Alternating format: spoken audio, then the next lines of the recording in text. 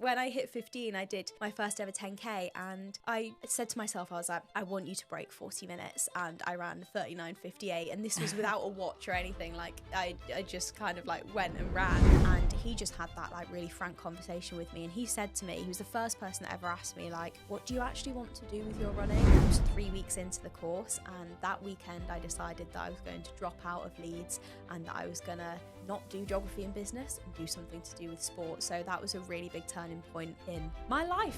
So I can't say that I was like super confident going into Europeans. I have like photos on my phone of me actually stood crying outside the hotel the night before Europeans, because I was like, this should feel so special, but I'm actually just really scared. And I've learned quite a lot over the years, and I think that it's a really nice way of being able to kind of like give out accessible advice, because I think that like if I could have some of the knowledge that I have now when I was younger, it would have really helped. We have a quick favour to ask you. Each week, we want to make this podcast better and better. But to do that, we need your help. If you're watching on YouTube, could you spare us 1 second and click that subscribe button? And if you're listening on Spotify or Apple, please follow us and rate the show. It will really, really help us to keep bringing you these conversations each week, to get you out on those runs and help you hit your running goals. Thank you. Welcome back to 5 Miles Easy. Today we are joined by British marathon runner Becky Briggs, who has just run Valencia Marathon in an incredible time of 2:32. But we actually recorded this episode just before the race. Becky is just 24 years old, but she has been running competitively for 15 years and has achieved some remarkable things. She competed in the Olympic marathon trials for the Tokyo Olympics, the European Championships in 2022, and has a lifetime best time of 2:29 in the marathon. But like all elite sports people, Becky's journey has been far from linear. We delve into Becky's journey, how she's used the challenges to build resilience, and of course, chat about her Valencia prep and race day goals too. So as we said, we recorded this just before Valencia, and it was so good to see Becky have a good race. I feel like it's been a bit of a long time coming for her. She had a long build back from injury, but it's just great to see when it kind of all comes together, and I think she was super happy with her performance. But on the topic of Valencia, Steph, of course, you were running as well at the weekend, so how are you feeling? I am feeling a little beaten up, to be honest. My leg, it's now Thursday, so it's been a few days. My legs were terrible for the first couple of days, but they're feeling a bit better. But now I'm just slightly run down and ill, which I think is quite common after a marathon. So I'm just, being sensible and resting before I get to start running again, which I'm already missing after 4 days. It was a very fun day though. Oh, I can imagine. I think it's such a kind of sign of how much the marathon takes out of you, and like what your body goes through, that, hanging on, and then you do this race and then suddenly you get ill. I swear after every marathon I've been ill, and it's always so annoying because there's a time when you actually want to have fun and you just feel like shit. I know, I was so excited for like the post-marathon fun, and I'm like, I can't even imagine it right now, but I am sure I'll be fine in a couple days. But yeah, I think also just kind of going into the marathon, your body's just sort of running on adrenaline, protecting you. It kind of knows that you've got this big event that you need to be okay for, and I think, sleep is never perfect before a race, so you've just got built up tiredness. I think after you've run that distance, it's like your body's just been through so much, as you say. So how did it go for you? It's funny because I finished it like feeling really happy, and I think, you always have the time goals going into it, and this is now my 6th marathon that I've finished. Yes, I had a time goal, of course, as I have done with every marathon. But also I feel like the build up for this one was a bit of a journey for me. And honestly, I was so proud of getting through the block, because I started it 6 weeks before the marathon, really not feeling that fit. And over the course of 6 weeks, I was so proud of how I got myself into shape where I actually felt confident in myself. And I'd say it's probably the most confident I've felt in my fitness since April. So to me, that's like, I always think even if you don't get the time you want in a race, you have to look at the whole journey of getting there as well. It's not just about the day. So I could really celebrate that whole training block. And also during the marathon itself, it was I had a plan of pace, and I found a couple people that were running a similar pace, so I decided to start with them, and that was fine, but it just like started biting a little bit earlier than I would have liked. And I get sometimes this high hamstring tendinopathy just flares up a bit when I'm doing longer stuff, and it just came a little bit early where I could feel it. So I was like, okay, I'm just going to back off a little bit. But what that meant was that I was leaving the people that I was running with, and that's when it actually got quite mentally hard, because I was like, I need to slow a tiny bit, only like I was going to slow like 2 to 5 seconds a mile, and I was like, then I'll be able to hold that.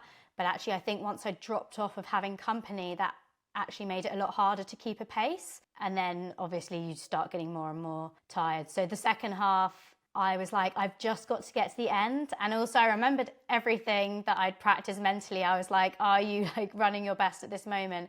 And I was really happy to just like sort of keep fighting the whole way, even though I felt like I was going so slowly. It's so weird. It's like you feel like you're jogging. But then I looked at my splits afterwards and I was like, I actually didn't even run slower than a 7-minute mile. So I was like, if everything was sub 7 minutes, I was like, that's quite good, when I felt like I was jogging the second half. So yeah, it was like very proud to cross the finish line. It was painful, but I felt like it was, overcame a lot of challenges during it. Yeah, I think that's such a good perspective, that actually you're looking at the whole training block, because you're so right, like it's one day, and it's, if you had a huge session in the block, chances are it might go well or it might not. And it's exactly the same with the race. It's like there's so many factors going on there. And yeah, I mean, I know your hamstring started hurting pretty early on. So I think to just get through it in such a respectable time is, yeah, I'm very happy you're happy with it, because you should be.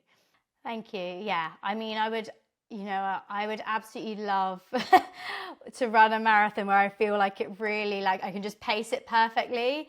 But I just think it's so hard you can plan everything and then just one thing doesn't really go to plan, and it just makes, for me, it kind of then sort of snowballs a little bit from there. I find it hard to, even though I feel like, I push to the end, I do find it hard when one thing goes wrong to really like keep it together. So for me, it was like dropping off the pace, feeling like my hamstring was a little bit sore, and I was like, oh no, like I don't know if I can now like hold it. And I also think my plan, when I did say, I think in the last episode that we spoke about this, that my plan was to run with Stu, our friend Stu. And annoyingly, he started about a minute or like 30 seconds or something behind. So I obviously couldn't look behind. And so there was part of me like, I'll just wait for him to try and catch me. So I slowed down. But then when he caught me, I'd kind of slowed too much and he was going faster. So then I couldn't like get back into the rhythm. And I was just kind of like, oh, what if I just started with him? And I would have started a bit slower, and like he ran perfectly even splits. And I'm like, oh, but yeah, it's very easy to just think, what if? Yeah, exactly. So will you do another one? That's a big question. Straight afterwards, I repeatedly said, I'm absolutely never doing another marathon again. I mean, during it, I was just like, what am I doing to myself? This is the most uncomfortable thing I'm putting myself through. But it's so funny how quickly you forget the pain. And it's like the next day I was like, right, what's my plan? Yeah, I mean, obviously I will do another marathon, but I have entered 2 Oceans because all I had to do was complete a marathon to enter. So I have got my place there for April, and I'm not sure, I might do one in the build up, but like a training one. So you never know, like that actually might go better, because it's like, that's not the goal race. It's just like do a marathon as a training run. Yeah, and you'll obviously be fit if you're training for 2 Oceans. It's not too dissimilar training, is it? So yeah, exactly. Okay, watch the space. Yeah, excited. Right, shall we hear from Becky on Valencia? Let's do it. Becky, thank you so much for joining us for 5 Miles Easy. We can't wait to dive into your running journey to date, which has been quite considerable considering you're still only 24, so it's going to be super exciting. But the first question that we ask all our guests is, what is your why when it comes to running? Okay, so I've thought about this a fair bit, and I thought, what is my why? And I think that like the reason behind like why I run and why I've ran so much for the past 15 years is that I think I would say that like I feel my most at home and my most alive when I'm running. I feel like that's when I am my most me. So yeah, I guess that's why I've done it and stuck at it for so long. Yeah. I love that, and I can so relate to that because it does make you feel like so. I feel like it can just instantly pick up your mood. Yeah. Like whatever has happened, whatever's going on, it's like the quiet space in the day where you can just be you. Yeah. I think we can both really relate to that. But 15 years, I cannot believe you've been running for 15 years and you're only 24. That's crazy. Can you take us back to how it started? How did you get into it so young? Okay, so when I was younger, like we were definitely a very sporty family. Like my mum, dad, and my sister, and did a lot of kind of like gymnastics, dance, you know, all that type of thing. And my mum and dad both ran at the local athletics club, and they did like the local 10Ks and things. And like I always watched them doing it. This is like 2006, 2007 sort of time. And I was like, why would you put yourself through that? I just couldn't comprehend it because I'd see them getting nervous, and I'd see like, you know, my dad, a fully grown man, getting nervous for a local 10K. And I just thought, this is just so bizarre. I can't see why anyone would want to do this. And then my sister went to like the local athletics club, and I live like in like East Yorkshire, so like near Hull back at home, and our local track was like in rush hour, like a good 1 hour there, 1 hour back, and I had to go and watch her because my dad worked nights, and you know it just kind of made sense for me to go and watch. And eventually I kind of caved and just got fed up of watching and said, okay, I'll give it a go as well. And then very quickly kind of got hooked. I think even at a very young age, I knew that once I started, that would kind of be it, which I think is why I was kind of very hesitant to start. But yeah, as soon as I started, it was kind of like, yeah, this is what I'm going to do now. Is that kind of your personality? Do you have a bit of an addictive personality, or is it just running specifically that you kind of inherently knew it was your thing? I definitely am an all or nothing type of person, and no matter what it is in life, like I will give it my all or I won't do it at all type of thing. So yeah, I think I kind of knew that, you know, if I was going to start doing it, then that would be it. I would, you know, have to try and kind of be the best that I could be and give it like, you know, my absolute all type. Which is actually really handy for elite sport and in the marathon particularly. So I feel like you've kind of got to just be 100 or nothing to do those kind of miles. What did running look like for you at that time? Was it traditional as a teenager going to the track every Tuesday, Thursday, or was it a bit different? Yeah, it was exactly that. This would have been like primary school, kind of like year 6, year 7. It was very much that classic like club training. And it's funny when you think back that like we would just rotate between doing 3 800s, 3 1200s, or 3 by a mile. And you would just do them like as fast as you could, and the times would be recorded, and you'd have to just try and get better each week type of thing, which I think, you know, like looking back, like it's not a very effective way of training, and, you know, definitely kind of like developed negative, you know, just like negative connotations around running, and it always being something that like you had to be going like all out all of the time, otherwise it wasn't good enough type of thing. But yeah, that's essentially how it started, the classic kind of like Tuesday, Thursday, and then I'd go for runs around the village as well with like my mum or my dad. Literally would just be like the 2 mile loop. I've done that loop far too many times in my life. But yeah, so it was very much kind of like the classic club training. You know, started doing track races, would be like the 600 meters, and then, you know, you go up to like 800, 1200, 15. So yeah. When did you jump up distance? Because you were still quite young when you started even doing 10Ks. Yeah. So the reason why I kind of stopped running on the track, and then if you kind of like look at my power of 10, it's like, hang on a minute, what's going on here? So when I was in year 8 in secondary school, that's when my running, I developed a very, very negative relationship with it, and very negative relationship with my eating habits, and I just couldn't handle myself type of thing. And, you know, it resulted in me going into an inpatient unit and having to take, you know, a significant chunk of time off from running. And then when I came back to it, my parents were like, you know, you're not going to the track. You know, you're not going back to the same club. You're not going to the track. We need a break from it type of thing. So I joined my kind of like local running club, which was like an adults group. And then like the junior club did cross countries, and then in the summer did fun runs. We didn't train on the track. We didn't do track races. So it was kind of a case of like, you do the fun runs, and then as soon as you hit 15, you do the 10K distance. So that's what I did. Like when I hit 15, I did my first ever 10K, and I said to myself, I was like, I want you to break 40 minutes. And I ran 39:58, and this was without a watch or anything. Like I I just kind of like went and ran. But yeah, that's essentially sort of like, long story short, why I moved to the road so young was because I couldn't go back to the track, essentially, because I just couldn't face it. So did it help you mentally? Like, if you'd gone through an eating disorder at such a young age, that shift in the change of training, was that helpful for you in dealing with things? Yeah, I think so, because when I like came out of hospital and like I really wanted to, you know, like carry on running type of thing, you know, my parents wanted it to be very like, take that pressure off, you know, like the track environment that, you know, I was in like at the athletics club when I was younger, and, you know, doing all those timed reps and things, it's not great, you know, like it's not great at that age. Whereas then the junior running club that I went to, it was very much like, in the winter we would do like circuits indoors. We would just kind of like go for runs on a Sunday. Like, nothing was timed or tracked. It was just kind of like run hard, and, you know, then we'll like do like some friendly things. So it definitely did help, and got my kind of like, you know, love for it back without that kind of real pressure of times and splits and paces. And yeah. So how did you discover from that point that you had a real talent for it? And at what point did you go from that kind of fun club environment of doing the fun runs to actually taking it more seriously in the longer distances? For sure. So I would say that like throughout like all of my teenage years, like my relationship just with like myself and eating habits wasn't amazing. So as much as I kind of like, you know, quote unquote, like got better, like I wasn't, you know, I still didn't have a fully healthy relationship with myself type of thing. So from the age of like 15 to 17 was when I was doing loads and loads of 10Ks, like pretty much like every other week. And I could run 40 minutes, but I just wasn't really getting any quicker because I was doing junior club training. I wasn't doing like structured training. And also I just had absolutely no muscle mass. Like, I was just tiny. I wasn't eating enough to kind of like actually, you know, make that progress and make that step forward. So when I was 17, it was like, yeah, summer of 2017, kind of like my mum and dad were like, you know, we don't know what to do. I didn't know what to do. And they were like, right, okay, next step,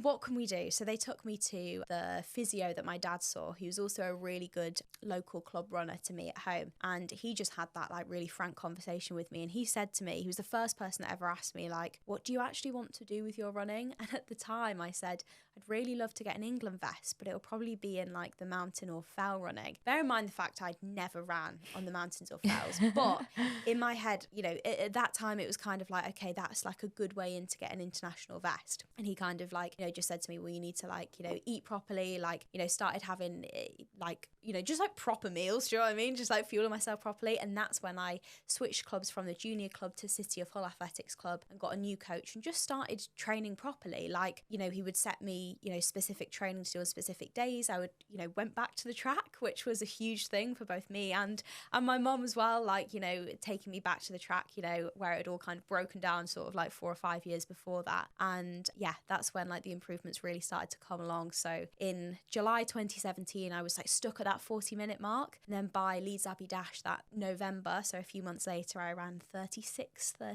I think. Wow. Which, you know, I think looking back, that's impressive because I was in a pair of ASICS GT 2000 trainers. Yeah, I was going to say do you pretty know commonplace. what? Like, that's some going. So yeah, it was, I really kind of like made a big jump in progress that year just by sort of like getting my head straight and just being like, yeah, actually I do want to be good, and if I want to be good, I've got to make some changes. So Yeah, and it didn't take you very long either. I mean, that's only a few months to make that progress. So. Yeah, it was. And you know, down to my physio as well, my running form was absolutely shocking. And you know, we did some specific strength work, you know, really simple stuff, but like, you know, just improving my form, and that made a world of a difference as well. You make it sound like, you know, you said it took a few years to get there, but quite kind of a smooth process. But it must have been mentally hard, especially things like going back to the track where you had that negative experience. Yeah. So what kind of kept you in it and kept you pushing and I guess striving to kind of get into a really healthy relationship with running and keep progressing with that? I think just that kind of like, you know,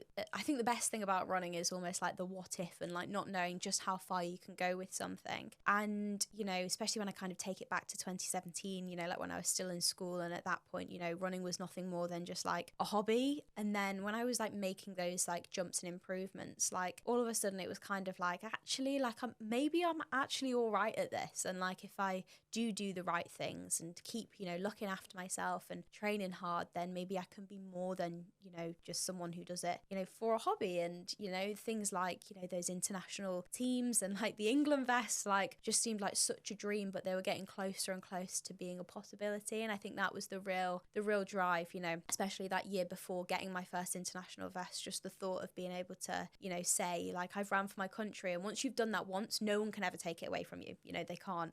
And yeah, that was like a real big motivator, because I just wanted to be able to be like, yeah, I have done that type of thing. Yeah, I think that reward with progress is just so motivating to push on. So what was your first international vest? So this was 2018, yeah, October 2018, and it was like the international 10K in Rennes in France. It was like an under 20 and under 23 race, so it was like an under 20 England vest, and it was like 10 1K loops. Wow. But yeah, which was really hard, really hard, but it was just a fantastic time. But that was also a really big turning point that weekend, because I just started at the University of Leeds doing geography and business. I was 3 weeks into the course, and that weekend I decided that I was going to drop out of Leeds and that I was going to not do geography and business and do something to do with sport. So that was a really big turning point in my life, because I wouldn't be like where I am now if I hadn't have like gone and done that race and been surrounded by other people who were doing degrees in like sports science and were like, yeah, you know, this is fantastic. And me be like, okay, maybe I can just, you know, actually make this more of a career. Wow, interesting. So because you went on to study at St. Mary's, so I what did. happened in that? Was it a year off that you'd had? Yes. So that year was like really,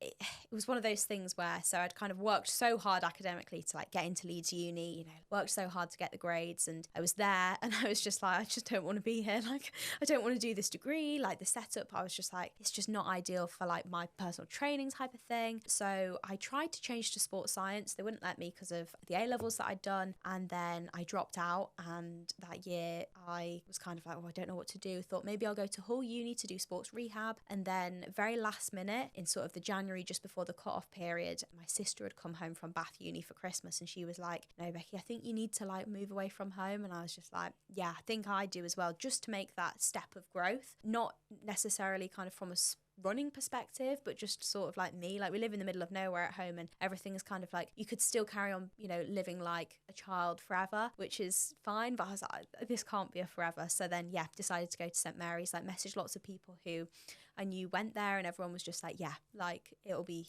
fine type of thing. So yeah, then I decided to go to St. Mary's that following year. But that year was, I needed that break from kind of like A-levels into uni, and it just meant that I had the time to like actually make that step forwards with my training. And that's when I ran my 10K PB, which still stands, and I ran my first half marathon and qualified for World Cross Country in that year. So it was like a big year for me, and I don't think I could have done that if I wasn't living at home, in all honesty. Like I needed that year to just kind of like, you know, I was working in Barber, so I was working in a shop, but then also just being able to have that breather mentally from like studying and academic. Yeah, that's so brave to make that leap after you worked so hard in Leeds. But as you say, you wouldn't be here today doing what you are if you hadn't have done that. Yeah. And so after that, you went on to get the under 20 half marathon record, which actually has only just been broken. I know. In Valencia. So it stood for a good long while. And also running the Tokyo Marathon trials. Yes. So that was 2021. Yeah. And you must have been by quite a chunk the youngest on that start line. Yeah. How was that for you? Because I remember watching that, and you know, there was lots of talk about how young you were on that start line, and you still look so confident. So I'm interested as to like, how did that feel, and how do you hold your own in that situation? What gives you that self-belief? So I think that especially kind of like that year, so I'd ran, because it had been COVID and we'd had that like big break from races, and then after kind of COVID like sort of was kind of coming to an end for that little part of it, I went and raced the half marathon in Ireland and ran like a massive PB that was just kind of like like I've actually made like a big step forwards. And then I ran in the world half and, you know, pretty much like matched my PB in that race. And then I kind of heard about the trials being in Kew Gardens, and I was kind of like, oh, it's only around the corner from from uni and there's nothing going on in terms of other races. I can pretty much train like an elite because there's nothing to do apart from my uni work, and the uni course at St Mary's, in all honesty, wasn't that intense. So it meant that, you know, I had the time to do it. No one was doing anything else. And I think just that kind of belief that I was kind of like, right, if I've ran like 72.50 for the half, I was just like, I can run a decent marathon. I was like, of course I can. And to be fair, like the training that I did in that build up to the Kew Gardens Marathon, like gave me a lot of confidence. I think because it was the first time I'd done it, you know, everything was like a first time, you know, that first like 24-mile run, you know, the first time I was doing the 4x5k sessions, it was all something that I'd never done before. So it was always kind of like unlocking that, I don't think I can do it, and then doing it type of thing. And I think that gave me the confidence. And yeah, going into Kew Gardens, like, you know, looking back at the sessions, I was in really good shape. I was really, really fit. If I hadn't have messed up the nutrition, which, you know, was entirely like my fault, I just didn't respect it enough, I think I would have ran a pretty good time. But, you know, I didn't, and it was the best learning curve that I could have, you know, asked for type of thing. But yeah, I think it's only kind of looking back that I realised how brave it was to be like, yeah, I'm going to do it. But at the time, I was just like, well, yeah, of course I'm going to do it. What else am I going to do? There's no races on. Like, I'll do this one. So, yeah. Had you always planned on doing a marathon so early, or was it just because it was the circumstance of being COVID? For sure, and yeah. the opportunity came up? So this is kind of like an interesting one, because it was the circumstances that had come up and it just made sense to give it a go type of thing. So I was like, well, what am I going to lose? So yeah, it was the circumstances, but equally, my coach from the time of kind of like 2017 to 2019, before I went to uni, he said to me, like, you will go to the Commonwealth Games for the marathon in 2022. Now, I didn't. I chose to go to Europeans, but I did have that option to go to the Commonwealth Games. So even though I didn't have that belief that I would have ran a marathon and would have made the qualifying time by the age of 2022, he did. And yeah, so... Well, that's amazing foresight. And so you ran that qualifying time at Manchester Marathon, yeah, which, as you said, you then went to the Europeans. Yeah. So what was that experience like? Your first GB vest for the marathon. Yeah. You know, a huge moment for you. What was that experience like? I think qualifying for it was far better than the build-up type of thing. I think by the time I'd done Manchester Marathon, and the build-up to that was hard in the sense of, it was just a really hard time in, I think, everyone's lives with like COVID, and I was still at uni, so we're still very much, like, I was living in a uni house and like working as a nanny and like doing my lectures, and it was a really hard time, like, to do the training that, you know, like an elite athlete, like a pro athlete would be doing when I was in a very unpro situation. And it was really, really hard. So Manchester Marathon, when I did it, it was like, oh, big relief. But then it was kind of like, right, you need to prepare now for another marathon. I think by that point I was getting a little bit tired, because it was like the fourth back-to-back marathon block at, you know, yeah, a very young age type of thing. And it was hard, and it was that really hot summer. I got COVID pretty badly in the lead up to it. So yeah, it wasn't great. And then I was struggling with, you know, what started as a niggle kind of like in that marathon block going into it. So I can't say that I was like super confident going into Europeans. I remember, I have like photos on my phone of me actually stood crying outside the hotel the night before Europeans, because I was like, this should feel so special, but I'm actually just really scared. But equally, I knew that I was like, I can run a marathon. I can get around 26 miles. Of course I can do it. I knew that I was going to do it, but that marathon was the longest marathon I've ever ran. It felt like a really long way. I got to 12k in and I was like, wow, I've got 30. Was that a really hot day as well? Yeah, it was like humid, hot. It was really hard, but equally I'm so glad that I did it, like, because, you know, as I said, no one can take that away. Like, I don't know what the next 10 years of, you know, my running journey holds, but I've still done that, and that's really special, and I wanted to kind of go and give it my best shot. And, you know, when I look back at the results, I actually did, all things considered, like, I did all right. So it was a hard day, but yeah, I was really proud to be able to wear like a senior GB vest, well, speed suit, because I insisted on wearing the speed suit. But yeah, it was really special.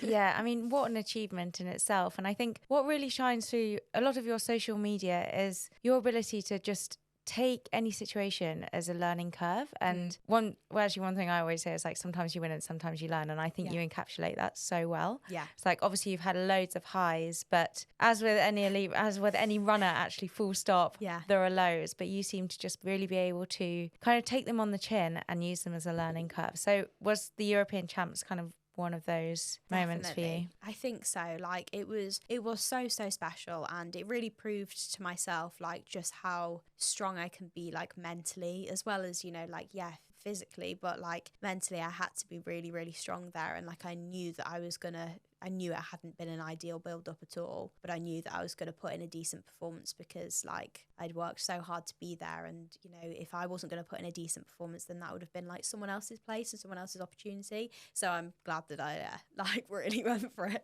And you always feel you learn more from the races that don't go as well as you want them to. Yeah, exactly. And I guess the whole training block with marathons, there's so much that goes into it. You learn so much from each one that you can take into the next one. Yeah, definitely. I also think like the ability to be able to perform on a suboptimal build-up is a way bigger skill than being able to perform on a perfect build-up, because the reality is, you know, with marathon, I mean, yes, you can kind of pick and choose a little bit, but if you wait till it's absolutely perfect, you probably won't ever run one. Oh, yeah, definitely. 100%. I think that is like a really big thing about, you know, being a successful marathon runner is, the physical training can take you so far, but if you don't have that almost like mental numbness to everything else that's gone on, then you're only going to be so good type of thing. Like, I think the mental side of it can really like push you forwards. Yeah. I'm Natasha.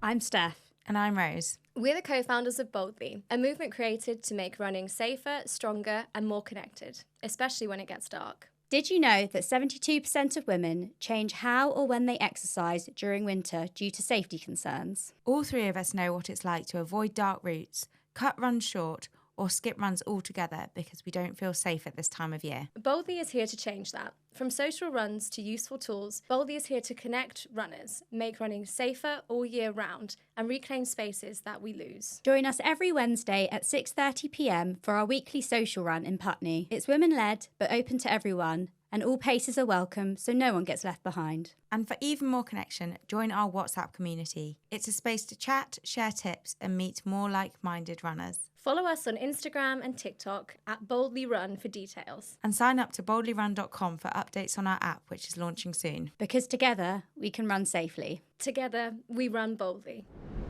So it wasn't too long after Europeans that you were sadly diagnosed with 2 sacral stress fractures. And I have experienced 1 sacral stress fracture, and no, it's not fun at all. But can you just tell us a bit about that time? You've said in an interview before that it needed to happen, and you learned some lessons from it. So what did you learn, and how did you kind of deal with that at the time? For sure. So it was one of those things where it had been like, you know, 4 back-to-back marathons. It had been a lot, like my running had just been going like up and up and up and up, which is amazing. But it was also like I was tired, like mentally and physically. And also I hadn't had a week off running for like since I came like out of hospital when I was like 13. I hadn't had a break from running because fortunately I hadn't suffered any injuries that had stopped me from running. I hadn't had any awful illnesses or anything. So I never had that break. Whereas you know, having to have 12 weeks off was that forced kind of no, you have to stop now and you are going to be absolutely fine. It was really, really hard mentally. I, you know, really wanted to run, and it was, you know, it was crushing type of thing to go from being at Europeans at the age of 22 to not being able to run and knowing that you're going to have to start from the beginning again. But equally, just for myself as a person, it was no, I'm still Becky, and I still have, you know, a lot of kind of advice, and a lot of, you know, my running isn't just my performance, which is something that I think in the past few years I've really kind of been able to, you know, bring forwards that you know, I'm more than just my power of 10. Yeah, definitely. Was it just that break when you realised that? Because you've been running constantly, so it must have been really kind of bizarre not having that. Yeah. Did you have a bit of an identity crisis at all and got through it? Yeah, it was a really, really hard time, but equally I was very kind of after those first couple of days where you're just oh my God, what do? I was then just kind of very headstrong in the fact that I was well, I'm just going to do everything that I possibly can to get back running and get back running safely and healthily type of thing. So I was religious with the rehab, I didn't cross train loads. I just, you know, did 1 bike session each day type of thing. And, you know, I just like enjoyed my time with my friends that I hadn't, you know, because of not just my running, but because of COVID as well. Like I hadn't had those, you know, kind of like that early 20s, like, you know, in uni years, whereas I had it in those 12 weeks.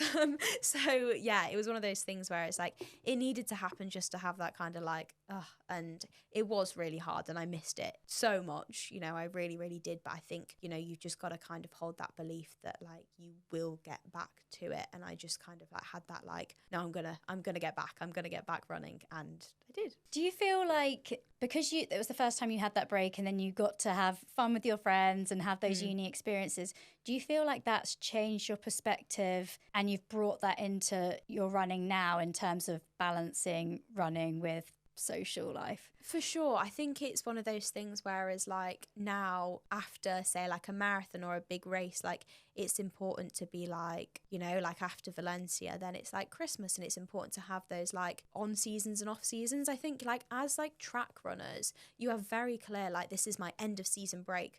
And when you kind of come to like the, you know, half marathon distance, you don't really have that as much. You have your kind of post marathon, but then like, to be honest, in that first like week or two when you're not really running that much, you just feel awful. So you can't really enjoy it. So I think it's one of those things where like now I just kind of see things as like, right, if that's a target race, then I'm going to do everything I can like beforehand, but equally like life's there for living as well. And like, you know, sometimes you only get like one opportunity to do things. Like I went to New York and did the marathon there, and like, was it the perfect prep for Valencia, flying to New York and back? Probably not, but did I have an absolutely amazing time, and was it like an unforgettable experience? Like, yeah. I love that. And I actually think the flip side to that is getting so stressed about it and stressed about routine and, you know, having the perfect training that it's probably detrimental to your training. Yeah.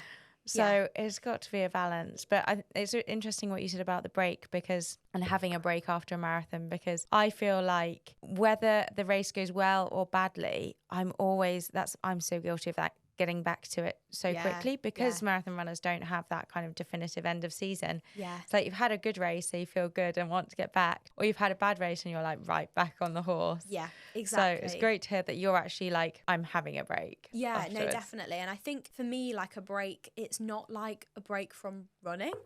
It's a break from, I think there's a massive difference between like running and training, like huge. Like, you know, like I love running, like, you know, going for a run, you know, but there's a big difference between kind of like doing like a marathon session and like going for a nice run with friends type of thing. And I think that it's really important to kind of like keep that like enjoyment for it while having those like periods of like downtime mentally. And you mentioned Valencia, which actually by the time this comes out, you will have run it. Oh my God. But at the time of recording, we are just before Valencia. So how's your build-up looked? And kind of winding back to, you know, coming back from the sacral stress fracture, is there anything you've changed since that period to get to where you are now to make a good comeback and get back to full fitness and be about to run a marathon? So this is a really difficult one, because I would say I think you know your body best, and I don't think I'm at pre-injury fitness yet type of thing. I don't think I'm there yet. I think that I did London Marathon earlier this year, and that was very much like a comeback marathon, and then the build into Valencia has been a strange one. Over summer I struggled with really bad plantar fasciitis, which just kind of made things really like annoyingly difficult. You know, it's one of those running kind of like injuries, niggles, where like you can keep on running but you can't like train at full capacity, which meant that like I couldn't do the big half, like didn't have a very good run at Vitality 10k. And in all honesty, since coming back from being injured, I haven't had that race where it's like I'm back, you know, and it's been really hard from kind of like a self-confidence perspective. Like I feel like I've needed that, like, no, I'm still the same person who ran 2:29 in Manchester, and I haven't had it yet. I'm hoping that like it maybe comes in 2025. But yeah, the Valencia block, it's been a strange one. Like, you know, I've done some decent sessions, but if I could go back to the block, and would I have structured it differently myself? Yes. But I'm at the taper now. So hindsight's a wonderful thing. What would you have done differently, and what did you do? Okay, so I think that, you know, like as, you know, like both marathon runners, like marathon pace isn't necessarily like the really hard thing. It's holding marathon pace for a really long time. And like I can hold marathon pace for like 4K, 5K blocks, but you know, because the Great South Run was cancelled, you know, like didn't do a big half, like I haven't even had that like half marathon race where like you hold pace for an extended amount of time. So like I just haven't done it. Like the sessions that have been set have all been like, you know, I haven't run further than like 6k at marathon pace. So like that's where the lack of confidence of holding marathon pace over a longer block comes, because I haven't done it. Well, although you have, because you've done 5 other, this will be your 6th, right? If we count New York, it will be number 7. Okay. You've done a lot of marathons. This is the thing, like and I think it's hard because, like I say, for that first marathon in Kew Gardens, because everything was so new and it was all things that I'd never done before, it was like, wow, like I can do this. Whereas now I'm always comparing to what I've done previously, which obviously isn't like amazing, but yeah, I'm going to give it my best go. And then, you know, I want the next marathon that I do after this one to go into it feeling like I've made a big step forwards. I don't want to just be able to churn out like decent marathons, because like I don't get that much of a kick from, you know, just like doing it. Like I do want to like get back to being like really good. Yeah, no, I think what you're saying is really relatable though. And on the marathon sessions themselves, it's also very normal, because it's not like you're going to be running 20 miles necessarily at marathon pace to prove to yourself that you can run. It's not, you only do short stints at marathon pace, and you just have to trust that works as a formula, because it has worked for so many people. Yeah. But I think also it's really common for runners to always want to PB in every race. And so it's quite interesting for you kind of recognizing, okay, I might not be back to my PB shape. How do you then adjust your goals so that you still feel like you're achieving something that you're proud of in Valencia? I think like sort of seeing like a post-injury PB is like I feel like my running journey has definitely been very much like in chapters. Like I can box the sections off, and it's like where I am now is a very different place to when I was like still living like in Athlete House at St Mary's Uni like a few years ago. Like it's completely different.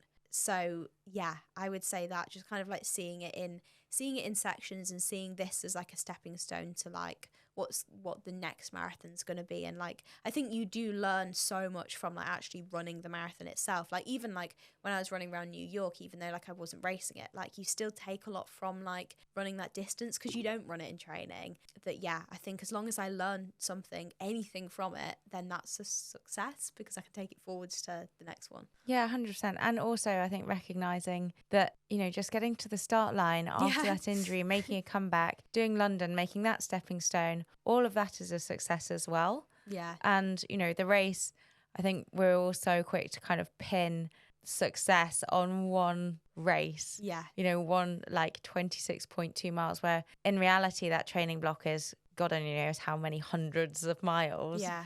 And actually I know you said you struggle with a bit of injury, but you've made it to the start line nearly. Yeah, for sure. Don't jinx it. Yeah, no, definitely. I think it's so important. And I think that especially like, you know, as much as everyone kind of like wants like PBs and things, is that, you know, and I say this to like the athletes that I coach, that like just because you don't get a PB doesn't mean that it wasn't like a really successful race. And I think that the more you kind of like run and the quicker you get, like not every race is going to be a PB, but like you can still have a really good race, you know, like especially with the likes of like some courses, like for instance, you know, like London Marathon as an elite woman, like it's not that it's a slow course, but also like is it a really good opportunity for a really quick time? Maybe not, but you could still have a really successful race. You know, you could become British champion, like whatever, but it might not necessarily be a super quick time. And I think it's really important to recognize that, is that like, you know, sometimes I wish we could go back to kind of like the 80s and just kind of like enter races to like win them.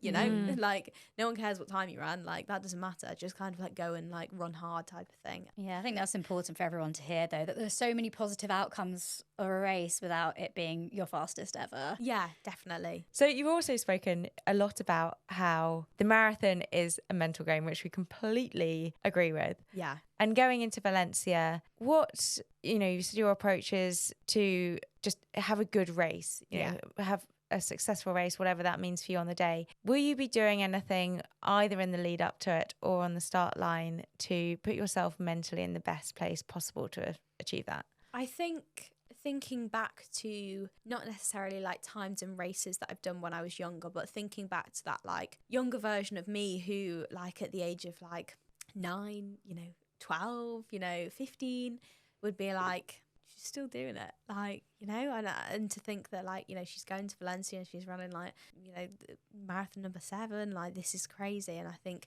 just kind of going back to that place and thinking, like, I owe it to her to, give it my best shot and to stay, as mentally strong as possible, during that race, because she's not done all that to, like, give up. Do you think about that during the race itself? Where does your mind go to during a marathon? I try and not think about anything. Yeah, it's hard. It's such a bizarre one, isn't it? Because, like, you just kind of, I just try and kind of, like, block out, like, as much as possible, and just kind of, like, you think, maybe your next, like, gel or your next, like, drink station, next kilometre marker, mile marker, but trying to kind of just, like, be really numb to everything. Like, bit of a stitch, no you haven't, like, do you know what I mean, bit of a blister, no. Like, I think just that kind of, like, like, stillness is, like, really important. Do you have any strategies for when it does get tough, or when perhaps you're struggling to stay in that stillness to get back into it? Ooh, that's an interesting one. I think that's when I do use, like, mantras and, like, write them on my hand, and, like, I know some people might think it's silly, but, like, I do it before, like, hard sessions as well, and it's something that, like, it might just resonate to me, like, on that day, maybe something that's happened that week, or, like, just something, maybe just something like, of course you can, like, if that doubt creeps in, and then it's just like, no, like, of course you're all right, like, of course you can do it. I think that, yeah, for me, like, mantras, something like short and snappy, is really useful, and if I have it there on my hand, then it's just like a quick and easy, just like, look at it, regain your focus, and just, you are okay type of thing. Yeah, and it's also a distraction, isn't it? Yeah, exactly. Yeah. Do you know what it will be for Valencia yet? No, it'll probably, this is the thing, like, it'll happen on the morning, like, I love that. Like, London Marathon day, like, it was like on the bus, like, I just, like, wrote them all over my hands. So yeah, that's such a good tactic, because I know what you mean about the stillness, because when I look back at a marathon, I'm like, people always ask me what I think about for that long. I'm like, got no idea what I did. I can only think of, like, a few thoughts. Yeah. But I also try to stay in that kind of stillness, but then you do need those little tips and tricks to get back into that place when you get that kind of rising panic of, like, oh God, is it hurting? Am I all right? No, but yeah, I like the mantras one. That's cool. Alongside your training, you are also a run coach, and you have quite a big following on social media as well, across Instagram and TikTok. What messages do you try and get across to people, both that you coach and people that you follow? Yeah, so I think that, like, I kind of, like, try and split it into, like, sections, so that, like, I understand that, like, some people might follow me for, like, me and, like, my own running, but then, like, on the flip side of it, like, people follow me for, like, the advice type of thing. And I feel like, I've learned quite a lot over the years, and I think that it's a really nice way of being able to kind of, like, give out accessible advice, because I think that, like, if I could have some of the, like, the knowledge that I have now when I was younger, it would have really helped. For instance, just, like, stop running all your easy runs at, like, 6-minute miling, because it's not easy. Like, just, like, things like that. And I think that it's a really nice way to be able to kind of share, like, 5K sessions, like, for people who, are, like, starting out as, like, a beginner, and they don't have that knowledge, just being able to kind of, like, give, like, actual advice that might genuinely be helpful, I think is really, really special. And then, like, when people message and,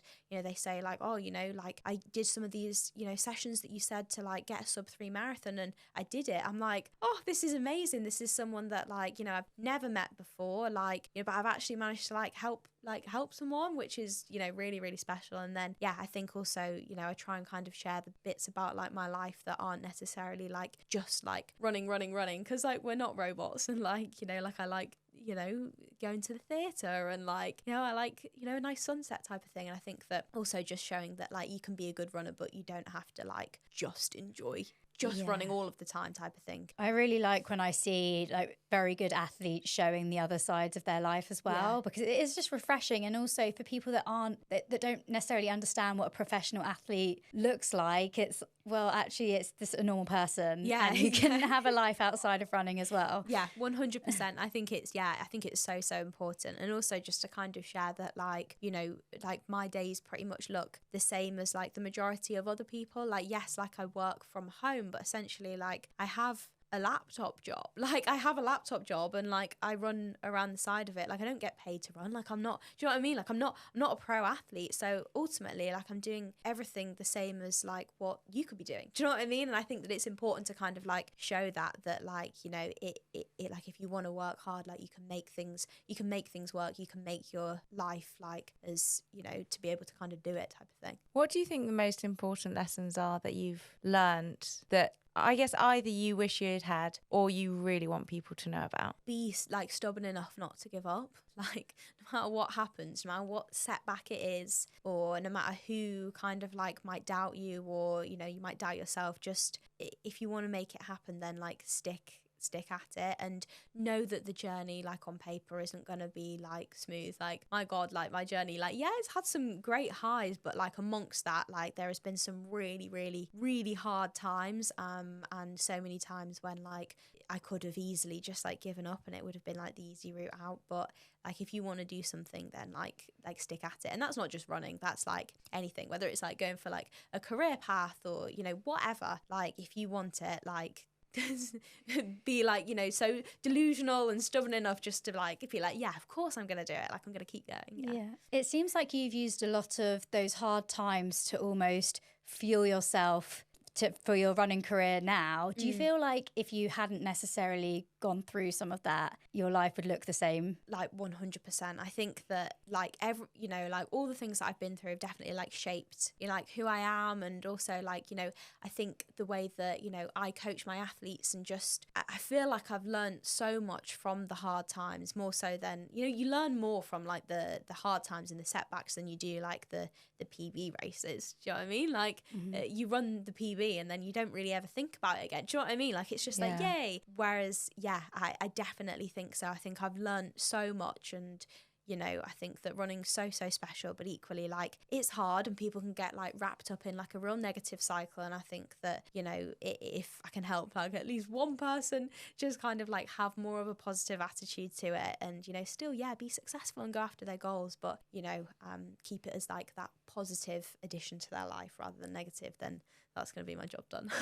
You're like a ray of sunshine. Yeah, you say you learn a lot from those bad times, which I totally agree with, but you've also got to have the mindset to make sure you learn from them, rather than just being like, oh, it's, you know, I'm going to give up because it was a bad race. So that's what you do so well, and have used those times to just make more and more gains. So it's really cool. So what are your future goals? Okay, we've obviously got Valencia, which we've spoken about, and you said, you know, going into next year, you hope to be back at kind of your best marathon times. What does the future hold in the next, you know, 5-10 years? What do you see yourself doing? I would like to, you know, I think like split this into two halves, in the sense of like my kind of like career and seeing that as kind of like my influence on like other people's running journeys. And I hope that, you know, I can, you know, continue to like, you know, coach some lovely people, and, you know, continue to, you know, just kind of like share, you know, knowledge, wisdom, advice. Like, you know, I'd love to kind of like go into like talks. Someday I would love to do like commentary, you know, like maybe in the distant future. But on that side of things, like, that's, you know, what I'd love to do. But then in terms of my own running, I think that the what if and the kind of like how far can you go is almost like the exciting part. Like, you know, ultimately, like, initially that's getting, you know, a PB over the marathon, and then beyond that is just, you know, just going as fast as I can. You know, of course there's things like, you know, qualifying times and championships, but like, as we know, like, they're getting, you know, quicker and quicker and quicker. And at the moment, I just want to, you know, get back to my best and beyond. And I'm very much kind of like a stay in your own lane. And, you know, if you run a really good marathon, then you qualifying something is like the like result of that. Like, it wasn't the like do you know what I mean? It wasn't like the cause. Like, it's, you know, if you were going to qualify for it, you know, you're going to qualify for it anyway, but you need to run well to qualify for it. So don't go kind of chasing the outcome, focus on the process. Chase your best marathon time. And if that then happens to lead you to a championship or a vest, fantastic. If it doesn't, then you've still run your you know, you still ran your greatest type of thing. So yeah, I think I'd like to kind of like change a few things at the start of next year, just get back feeling really good again. I want to have that confidence that I had when I, you know, was like, yeah, I'm going to do the Kew Gardens Marathon. I'll be absolutely fine. I want that confidence back again, because at the moment, in all honesty, like I don't have it. Like I can come on here and be like, you know, like, yeah, it's all great and everything. But actually, like the past 2 years since coming back from injury, it's been really hard. Like I felt like I was so like in the elite space, you know, at European champs, you know, as a baby. And then like now I feel like I'm very not, I don't belong there. And I want to feel like I belong there again. And I think that I need to kind of really work on like my confidence and also like my actual like running. I need to, you know, get a bit better to feel confident again in that space. So yeah, that's my like mission for the start of next year. And you've got so long as well. I mean, at 24, in 5 years' time, you won't even be 30. It's just, you've got such a long career ahead of you. This is the thing. I know that I need to kind of like, you know, it's one step at a time, and there really is no hurry. And I do hope to have, you know, a good, you know, 10 years or so in the marathon. So that's really exciting to think, oh, you know, I wonder what marathons I'll do and what, you know, times there'll be. But yeah, equally, I think, you know, just never taking it for granted, which like I think after being injured, like I don't anymore. Like any start line or any day that you even run is such a privilege, because, you know, there will be a day when I can't anymore. So yeah, I can totally relate to that at the moment. I'm just like 30 minutes running is the best thing ever after being off for 3 months. Yeah, 100%. And I think that, you know, it does take that, you know, having to have the time off to be like, yeah, actually I do really appreciate it for what it is, you know, whether I never PB again, whether I never race again, actually I do just enjoy running. Yeah. Oh, there's so much ahead for you, but you've also achieved so much over, well, the last 15 years that you've been running. Our closing tradition on this podcast is we ask all our guests, what is your high-five me moment? So it could be in running or it could be in life in general, but is there a moment that you would give yourself a big high five for? Do you know, I reckon it would be standing on the start line of London Marathon this year, because I think it took some guts to do that, like looking back, because I wasn't in PB shape. It, like, in all honesty, it hadn't been like really that long since I'd been injured. Like I took the return to running like pretty like slow type of thing, and I think that there would have been a lot of people who might have thought, wow, I wonder whether she's gonna do it. Like, is she gonna finish? Is she gonna drop out? Like, is the time gonna be all right? And I think it took a lot of guts to stand on that start line and be like, I'm gonna give it my best go. And that's exactly what I did. Like, it wasn't like an A-star performance by any means, but like I think I held myself pretty well, and it was a big kind of stepping stone to be like, I'm not back, but I'm on my way type of thing. I didn't want it to be like, I didn't want to be one of those stories where it was like, you know, she's done this as like a junior, or like did this and then that was just it. Like I was like, nah, like I want to show that like you can come back from things. And yeah, my big mantra is like, it's not over until you decide it's over. And I think that was definitely kind of one of those points where I was like, yeah, it's not over yet. You should be very proud of that. And I actually think the women's elite start at the London Marathon, even if you didn't have this comeback journey, like that is a huge achievement in itself. It's such a small field. Yeah, it's so scary to me. It's daunting. Like, it's really intimidating. You know, when you stand there and you think, like, you know, they put us into like the pace groups the like day before, and they were like, oh yeah, Becky, you're at the 2:26 pace group, and I was like, I can't even run a mile this quick at the moment. So like, I'm not setting off with that, and like it's daunting knowing that you're gonna run a lot of it like on your own type of thing. And I think that, you know, standing at kind of one side of London and thinking I've got to run to the other side of London is like a scary feeling, but equally so special. And I think to do it in like, you know, in London is but I was proud to kind of like see that chapter like of the story.